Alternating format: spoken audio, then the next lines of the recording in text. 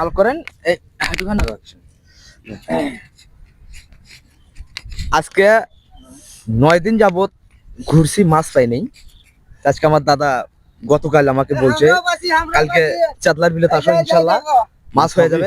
দাদা কিছু বলুক দর্শককে, কিছু হ্যাঁ, কালকে আমরা দর্শককে বলেন।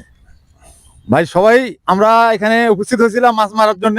এর নাম হলো চাতলার বিল। প্রতি বছর আমরা 2 বার করে মাছ মারি এখানে। আসেন, আমরা প্রচুর পরিমাণে মাছ মারছি। আজকেও আমি মাছ পাইছি। আমার এই সাদেক ভাই 9 দিন যাবত মাছ পায় না।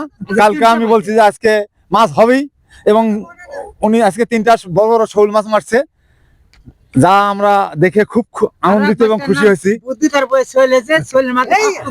আর এক ভাই আমার হলো বুধু, তার বইয়ের বেটি চলেছে।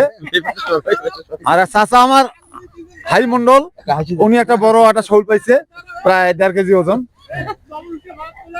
আমরা খুবই আনন্দিত। আপনারা ভিডিওটা শেয়ার দিবেন। আপনারা সবাই এই শীতের দিন ঠান্ডার কারণে মাছ পাচ্ছি, আপনারা সবাই দেখে শেয়ার দিবেন, একবার 2 বার করে শেয়ার দিবেন, তাহলে আমরা খুশি হব।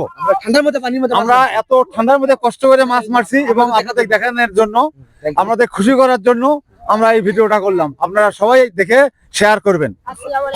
ধন্যবাদ। আমার দাদার এই কথাটুকু দর্শক ভাই বন্ধুরা আপনারা রাখবেন। আমরা কষ্ট করে ঠান্ডার ভিতরে পানির মধ্যে ভিতরে নামে এই যে মাছ মারছি আপনাদের শুধু দেখার জন্য। ভালো থাকুন, সুস্থ থাকুন, আল্লাহ হাফেজ।